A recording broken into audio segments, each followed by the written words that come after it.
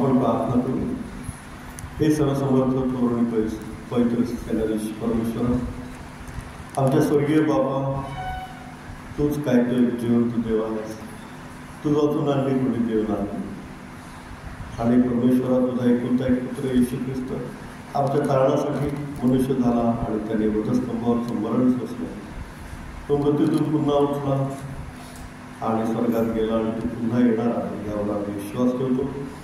जेव्हा तुझ्या वचनाची भाकर मोडत असताना प्रभू तू आम्हाबरोबर राहा. इथं असलेल्या प्रत्येकाच्या ज्या काही प्रार्थना गरजा विनंत्या आहेत त्या तू पुरव. तुझ्या स्वर्गीय भंडारातून देवप्पा तू त्या त्यांना पुरव. आणि देवप्पा तुझ्या नावाची सदैव देवप्पा गौरव असू दे, महिमा मान सर्व काही तुला असू दे. हे देवप्पा तुझं वचन तू आम्हाला समजावून सांग आणि तुझं गौरव तू आम्हाला करून घे. आणि काही चुकलं देवप्पा तू आम्हाला क्षमा कर. ही लहान प्रार्थना आमचा धन्य जाणारा प्रभू श्री ख्रिस्ताच्याद्वारे मागतो मी बाबा, आमेन. देवाची स्तुती असो. आज आपण प्रथम शास्त्रपाठ जो असलेला आहे तो दुसरे राजे 5वा अध्याय आणि 1 ते 14 जी वचनं आपण वाचलेली आहे. दुसरे राजे 5वा अध्याय आणि 1 ते 14 यामध्ये एका देशाचं नाव आलेलं आहे. तो देश म्हणजे आराम. आरामाच्या राजाचा सेनापती नामान हा आपल्या धन्याच्या पदरी एक थोर व प्रतिष्ठित मनुष्य होता. कारण त्याच्याद्वारे परमेश्वराने आरामास जय दिला होता. तो पराक्रमी वीर होता पण कोडी होता. या देशाचं नाव आलेलं आहे आराम. तर आराम म्हणजे कुठला देश सध्याचा? आराम म्हणजे सिरिया. कुठला देश आहे तो? सिरिया. इंग्लिश बायबल जर तुम्ही बघितलं तर डायरेक्ट आरामाच्या ऐवजी सिरिया हेच नाव दिलेलं आहे. देवाची स्तुती असेल. तर सिरिया म्हणजे आराम या देशाचा जो राजा होता त्याच्या पदरी एक सेनापती होता आणि तो फार शूरवीर पराक्रमी होता, प्रतिष्ठित पण होता नाही का. आणि त्या सेनापती नामांद्वारे परमेश्वराने त्या आराम म्हणजे सिरिया देशाला पुष्कळ जय प्राप्त करून दिला होता. अतिशय बुद्धी कौशल्य आणि युद्ध कौशल्य असलेला असा हा सेनापती नामान होता. पण काय दिलेला आहे तो? कोडी होता. त्याला कोड उठलेलं होतं. आणि यामुळं तो नामान सेनापती पण चिंतित होता आणि राजा पण चिंतित होता. कारण हा विजय मिळवून देणारा सेनापती होता, युद्ध कौशल्य असा सेनापती होता. त्याने पुष्कळ विजय मिळवून दिला होता. आणि त्याने जेव्हा इस्रायलवर स्वारी केली होती या सिरिया देशाने किंवा आरामाने, तेव्हा छापा घालून त्यांनी काही लोक गुलाम करून कैद करून नेले होते. तर त्यामध्ये एक लहान मुलगी असा उल्लेख केलेला आहे दुसऱ्या वचनात. एक लहान मुलगी कैद करून नेली आणि ती नामानाच्या स्त्रीच्या सेवेस राहिली. नामानाच्या घरी त्याच्या पत्नीची सेवा करण्यासाठी ही इस्रायलची लहान मुलगी त्यांनी जी गुलाम करून नेलेली आहे ती सेवा करत होती. आणि ती लहान मुलगी असं स्पष्ट लिहिलेलं आहे. आणि ती तिच्या धनिनीला एक सल्ला देते की आमच्या शंभरमध्ये जो संदेष्टा आहे त्या संदेष्टाकडे जर या धन्याला नेलं तर तू त्याला बरं करेल. बघा, म्हणजे लहान असून पण विश्वास मोठा आहे तिचा. आणि ती गुलाम आहे, तिच्याजवळ तिचे आईवडील नाही, वय तिचं लहान आहे, परंतु तरी तिचा विश्वास मोठा आहे. आणि लहान असताना पण आपण मोठं कार्य विश्वासाद्वारे करू शकतो. याचं एक मोठं उदाहरण आपल्याला या ठिकाणी बायबलमध्ये परमेश्वराने दिलेलं आहे. त्या लहान मुलीने सांगितलं की माझ्या शंभरमध्ये संदिष्ट आहे, त्याच्याकडे जर हा धनी गेला तर तो त्याला बरं करेल. आता कोण उठलेला आहे आणि लवकरच ते वाटल्यानंतर त्याला समाजातून बहिष्कृत करण्यात येईल, बाहेर ठेवण्यात येईल, गावाच्या बाहेर त्याला टाकण्यात येईल. आणि तिथं मग त्याला जेवण वगैरे काहीतरी पुरवण्यात येईल. त्याच्या घरातले लोक त्याला स्पर्श करणं पण शक्य होणार नाही. आणि राजाला पण याची काळजी आहे, सेनापतीला पण ही स्वतःची काळजी आहे. आणि तो मोठा शूर सेनापती असल्यामुळे त्याने पुष्कळ उपाय पण केलेले आहेत. डॉक्टर वगैरे पुष्कळ काय उपाय पण त्यांनी केलेले आहेत, वैद्य डॉक्टर हे ते. परंतु त्याला काय आराम पडलेला नाही, बरं वाटत नाही. परंतु एक लहान मुलगी, या लहान मुलीकडून कितीतरी मोठा विश्वास आहे हे आपल्याला शिकण्यासारखं आहे. आपण पण जरी लहान असलो, जरी आपली घर लहान असलं, आपला पगार लहान असला, आपला बिझनेस लहान असला, तरीही आपला विश्वास जर मोठा असेल तर परमेश्वर आपल्याद्वारे मोठे काम करून घेऊ शकतो आपल्याद्वारे. त्यामुळं लहान असणं किंवा आपल्याकडे आपली धनसंपत्ती किंवा घर किंवा हे सर्व लहान थोडं जरी असलं तरी परमेश्वराला त्याचा काय फरक पडतो. परमेश्वर आपला विश्वास बघतो. तो विश्वास जर मोठा असेल तर आपल्याकडून मोठं काम करून घेतो. आपल्याला माहिती आहे योसेफ हा गुलाम म्हणून विकला गेला मिसर देशामध्ये, म्हणजे इजिप्त देशामध्ये. आणि गुलाम म्हणून विकला गेल्यानंतर त्याच्यावर फार कठीण प्रसंग आले. त्याला त्याच्या धन्याच्या घरी काम करावं लागलं गुलाम म्हणून, पोटिफरच्या घरी. त्यानंतर कारण नसताना त्याला जेलमध्ये पण जावं लागलं. काही दोष नाही, कारण नाही, काही नाही. आणि जेलमध्ये गेल्यानंतर परमेश्वराने त्याची योजना पूर्ण केली. त्याला जेलमधून बाहेर काढलं, ती थेट पंतप्रधान झाला. मिसर देशाचा म्हणजे इजिप्त देशाचा, अवघ्या इजिप्त देशाचा, मिसर देशाचा तो काय झाला, पंतप्रधान झाला. आणि राजा फारो केवळ नावापुरता, सगळे अधिकार या योसेफाला दिले.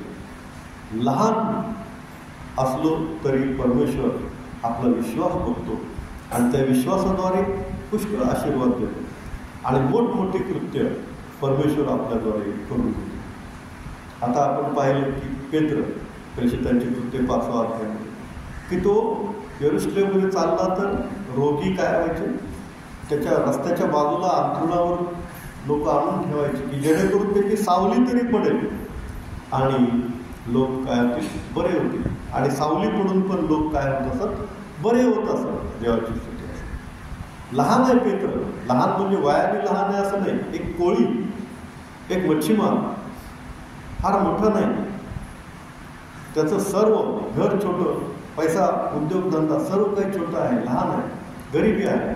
परंतु त्यातून पण त्याच्या विश्वासाने परमेश्वराने त्याला काय केलेलं आहे, मोठं अत्युच्च असं बनवलेलं आहे. देवाची स्तुती असो. एक लहान मुलगी पण तिचा विश्वास मोठा.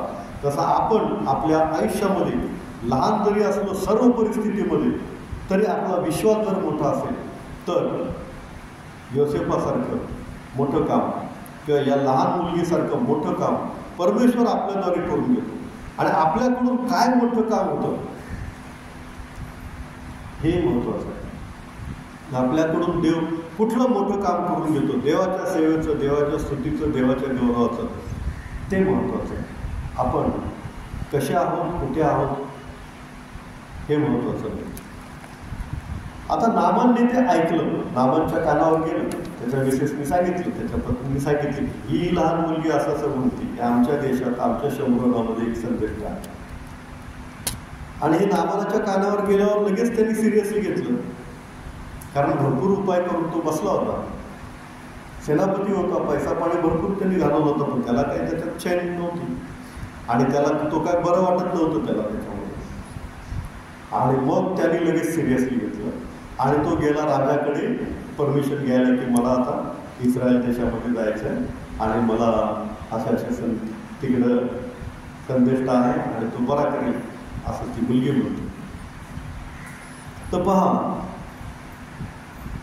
नामानने ते ऐकलं आणि तो कुठे गेला, राजाकडे गेला. पण नामान एवढा मोठा सेनापती आहे आणि ते त्या लहान मुलीचं त्यांनी ऐकलं. तर कधी कधी आपण आपल्या सेवकांचं किंवा लहानांचं पण ऐकलं पाहिजे. देव गुणाद्वारे पण बोलतो, लहान मुलाद्वारे पण देव बोलतो. कदाचित या लहान मुलगीद्वारे देव बोललेला आहे की जा आमच्या देशामध्ये, तिथे एक संदेश आहे, का बरावशी. देव बोललेला आहे त्या लहान मुलीद्वारे, आहे ना. शमूएलाद्वारे पण देव बोलला नाही का. अगदी लहान असताना परमेश्वराने शमूएल बाळाला दर्शन दिलं आहे की नाही.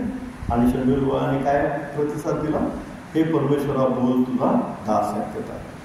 अशी एक परिस्थिती येते की त्या परिस्थितीला ती व्यक्ती म्हणते की काहीही करा पण आम्हाला बरं वाटतं.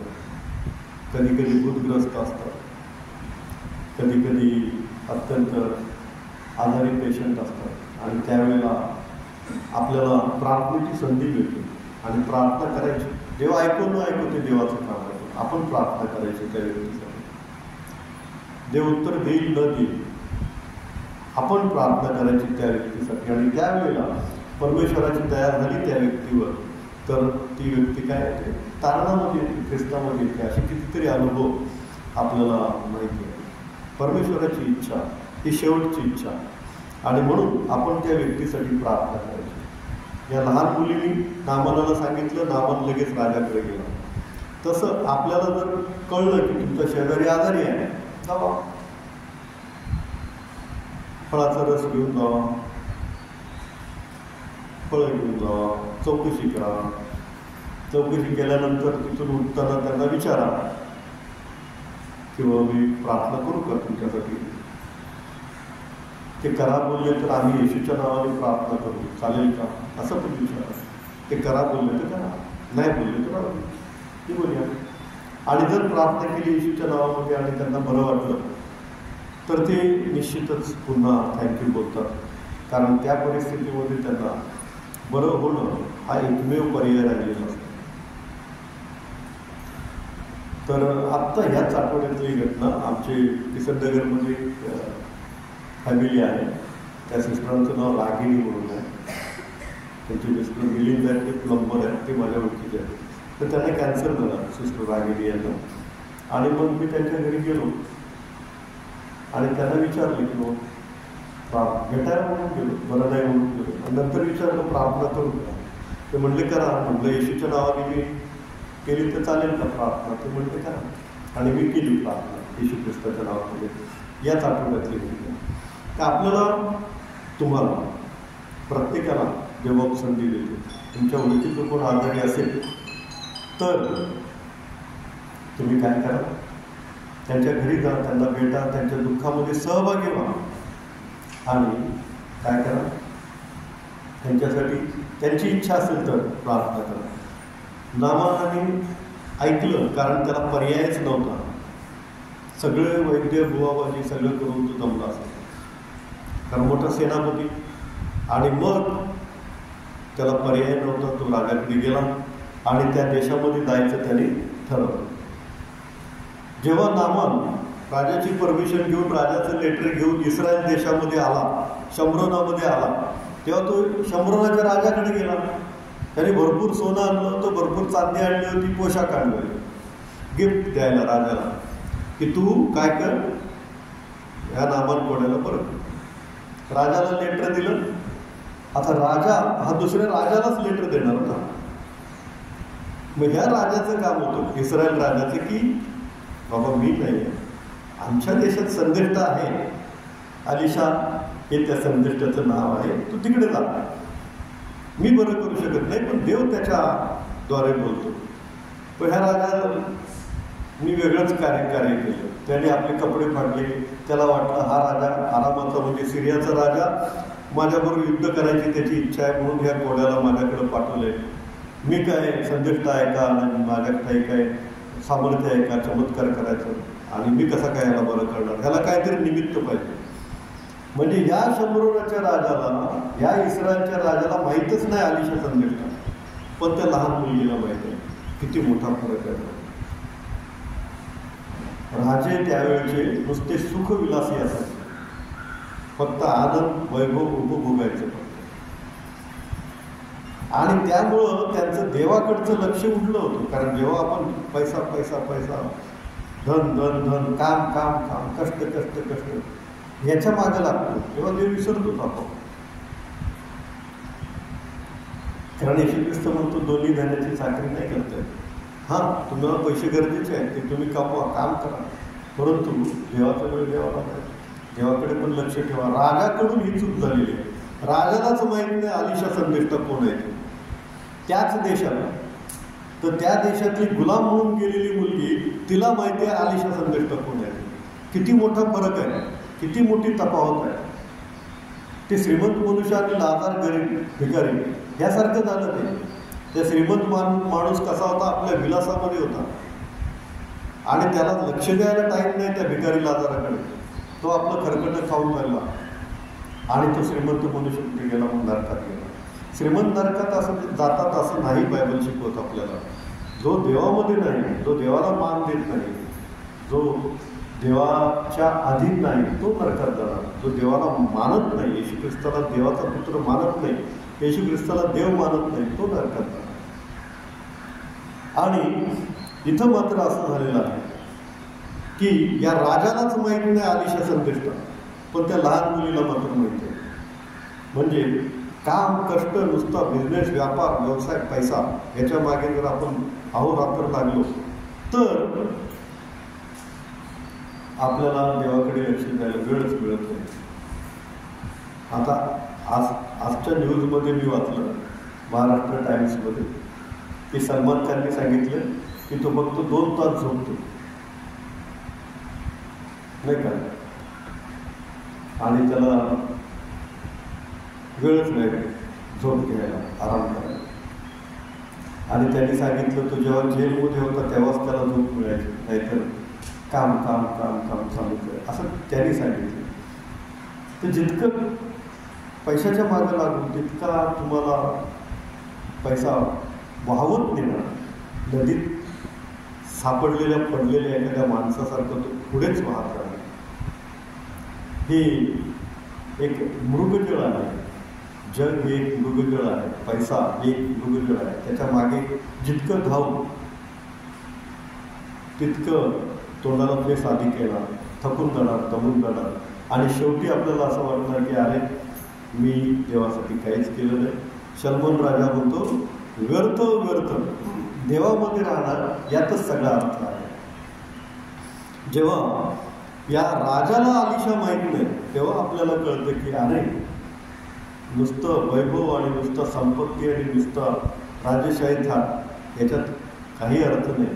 तो देवामध्ये असणं याच्यात सगळा अर्थ आहे. त्या छोट्या मुलीद्वारे देवाने मोठं कार्य करून घेतलं की आमच्या इस्रायल देशामध्ये, आमच्या शंभरनामध्ये संदेश आहे, तो या माझ्या धन्याला नामान कोड्याला बरी करेल.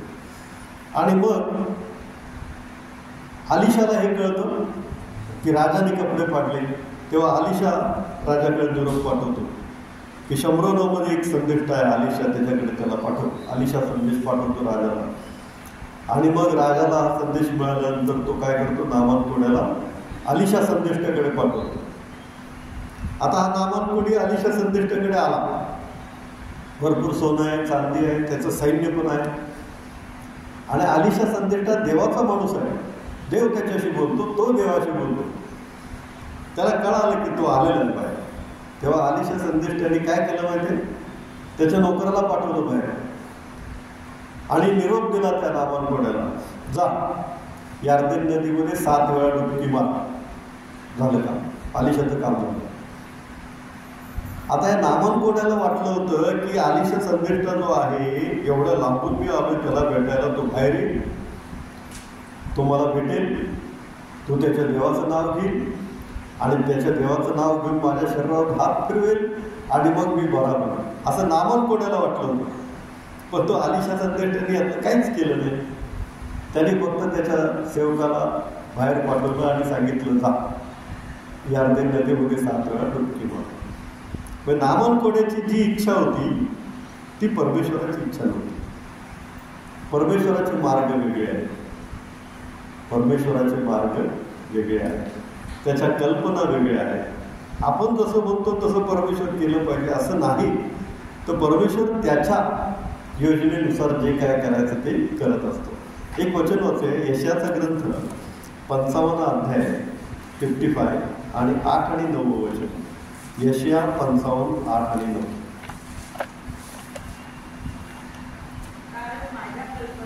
कारण माझ्या कल्पना त्या तुमच्या कल्पना नव्हे,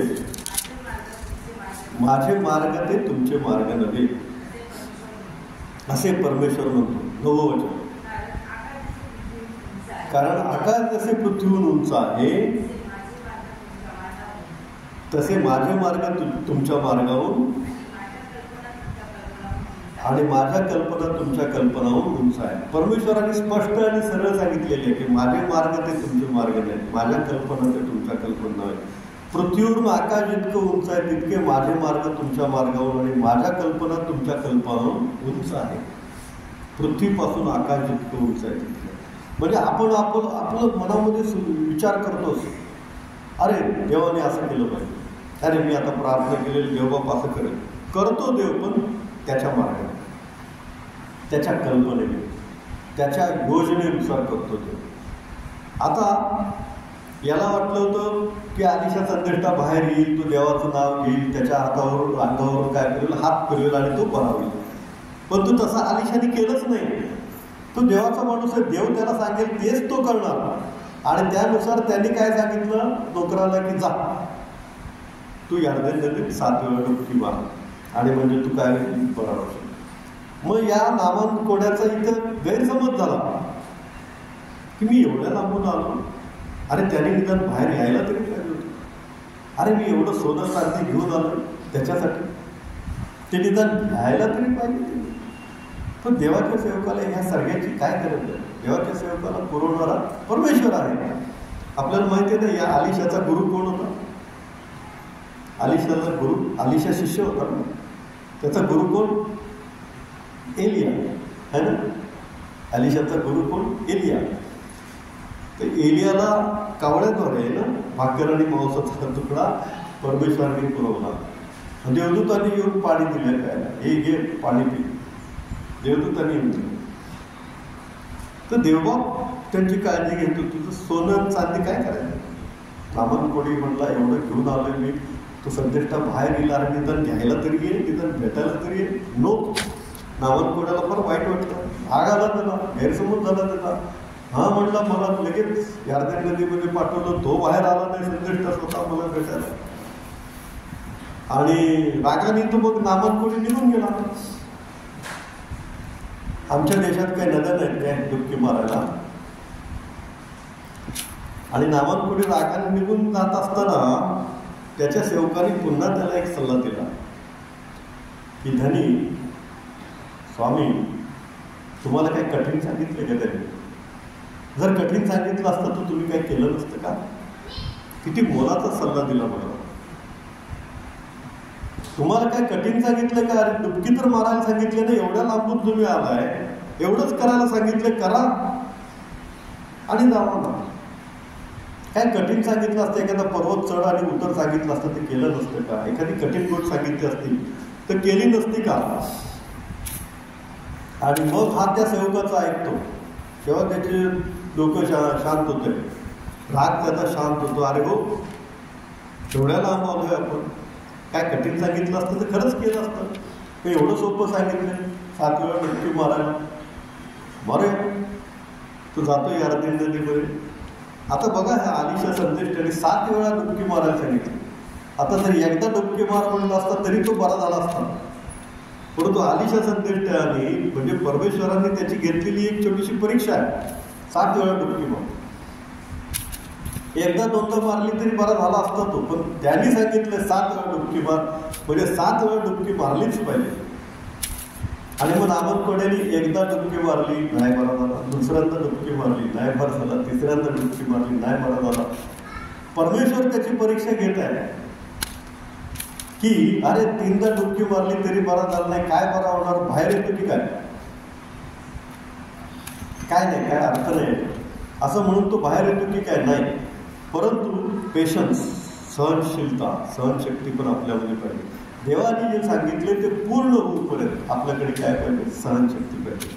आणि ती सहनशक्ती या नामान कोड्याने त्या शेवटच्या क्षणी दाखवली आणि तो 7 वेळा डुबकी मारत राहिला. आणि 7 वेळा डुबकी मारली तेव्हा त्याचं पोट निघून गेलं आणि तो अगदी लहान मुलासारखं त्याची स्किन झाली, चामडी झाली आणि तो काय झाला? बरा झाला. देवाची स्तुती आहे. तर 7 वेळा डुबकी का मारायला सांगितली? की त्याला विश्वास त्याचा वाढत जावा, या परीक्षेमध्ये त्याने टिकून राहावं. कधी कधी वेळ लागतो आपल्या प्रार्थनेचं उत्तर यायला, पण ते करतच राहायची. प्रार्थना सोडायची नाही, ती करतच राहायची. परमेश्वर त्याच्या समयाला उत्तर देईल. 7 वेळा म्हणजे 7 वेळा त्यांनी डुबकी मारलीच पाहिजे. तो मध्येच सोडून गेला असता तर आयुष्यात परत कधी बरा झाला नसता. तो तसाच राहिला असता आणि गावाच्या बाहेर त्याला काढून टाकला असता. परंतु 7 वेळा डुबकी मारली आणि म्हणून तो काय झाला, देवाच्या कृपेने बरा झाला. तर पेशन्स, धीर हे आपल्याकडे पाहिजे, धीर पाहिजे, पेशन्स पाहिजे. आणि जर ते ठेवलं तर आपण विश्वासामध्ये टिकून राहतो आणि विश्वासामध्ये टिकून राहिलो तर निश्चितच देवाचं गौरव आपल्यामध्ये होतो. हा जो चमत्कार झाला कोडे बरा होण्याचा, तो यार्देन नदीने केला नाही किंवा यार्देनेच्या नदीच्या पाण्यामध्ये चमत्कार नाही. चमत्कार हा देवाची आज्ञा मानण्यामध्ये आहे की 7 वेळा डुबकी मार, म्हणजे 7 वेळा मारलीच पाहिजे. ती आज्ञा पाळली त्याने नावान कोड्याने आणि म्हणून तो बरा झाला. यार्देन नदीमुळं बरा झाला नाही, यार्देन नदीच्या पाण्यामुळं बरा झाला नाही, तर देवाच्या आज्ञा पाळल्यामुळे काय झालेला आहे, तो बरा झालेला आहे. देवाची सिद्धी असो आपल्या, जसं ते कोड शरीराच्या आतपर्यंत भिनलेलं होतं, तसं आपण चालता बोलता उठता बसता जाता येता पापं करत असतो. आणि गर्वाचं पाप असतं, याचं आईवडिलाचा अपमान करण्याचं पाप असतं, अभिलाषेचं पाप असतं, चोरीचं पाप असतं आणि व्यभिचाराचं पाप असते. सगळी पापं उठता बसता होत असतात तर आपल्या शरीरामध्ये ती अतिशय खोलवर रुजलेली आहे. आणि ती पापं, या नामान कोड्याचं कोड शुद्ध करायला जसं देवाची आज्ञा, तशी देवाचं पवित्र शुद्ध रक्त ते आपली पापं शुद्ध करणारं काय आहे, समर्थ आहे, सामर्थ्यवान आहे. आणि म्हणून ते पवित्र आणि शुद्ध रक्त आपल्या शरीरामध्ये खोलवर जातं आणि आपली पापं खोलवर जरी असली आपल्या शरीरामध्ये तरीही ती काय केली जातात, शुद्ध, बर्फासारखी शुद्ध केली जातात. वाचे आपण वचन योहानाचं पहिलं पत्र 1 अध्याय 7 वचन. योहानाचं पहिलं पत्र 1 अध्याय 7 वचन.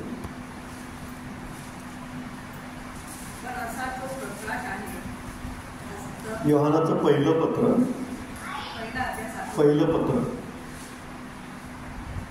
1 अध्याय 7 वचन.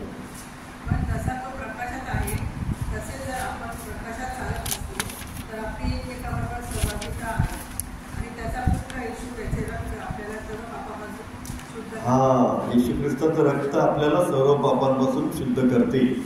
येशू ख्रिस्ताच्या रक्तामध्ये ते सामर्थ्य आहे. आपली पापं खोलवर जरी आपल्या शरीरामध्ये असली तरी नामान कोड्याचं कोड काढण्यास जसं ते देवाच्या कृपेने आज्ञेने पाणी समर्थ झालं, तसं येशू ख्रिस्ताचं रक्त आपल्याला सर्व पापांपासून शुद्ध करते. मग आपली पापं रक्तासारखी लाल असली, यशा 1 अध्याय 18 वचन. यशया 1 अध्याय 18 वचन.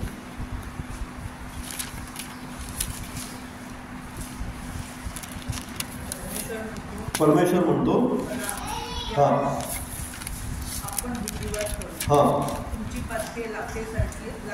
तुमची पातके लाखेसारखी लाल असली तरी ती बर्फासारखी पांढरी होती. ती किरमिजी सारखी तांबडी असली तरी लोकरीसारखी निघतील. बघा, बर्फ लाखेसारखी लाल असली तुमची पातकं तरी बर्फासारखी पांढरी होतील प्रभू श्री ख्रिस्ताच्या रक्तामुळे. किरमिजीसारखी तांबडी असली तरी लोकरीसारखी निघतील प्रभू श्री ख्रिस्ताच्या रक्तामुळे.